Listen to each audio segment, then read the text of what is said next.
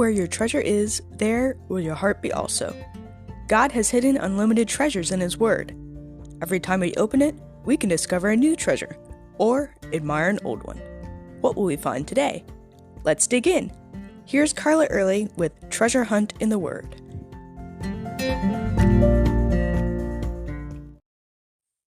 Not everyone can say that their mother recorded their first sin in their baby book.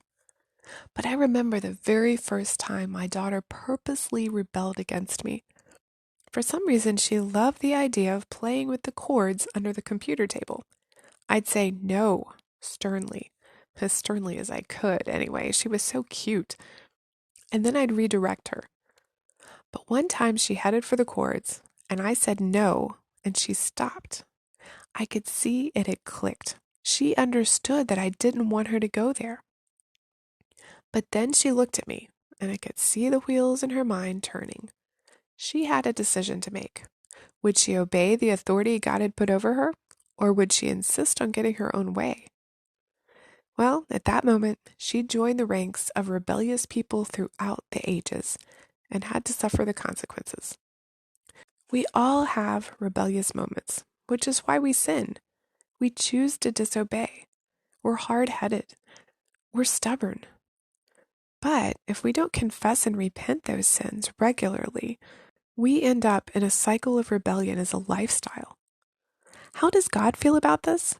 Well, after a while, He gets fed up with it.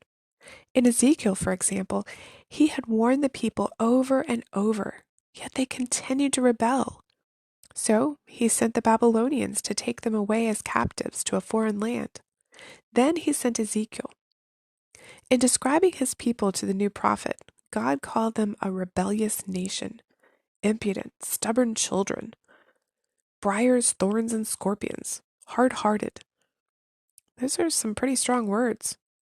The Lord informed Ezekiel that the people would not listen to him, but they still had to be warned of where their rebelliousness had led and would continue to lead if they continued in their sin.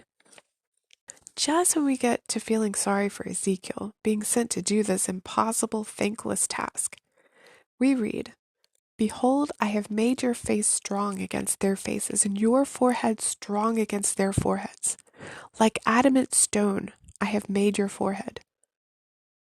God gave Ezekiel a superpower, obstinance and hard-headedness.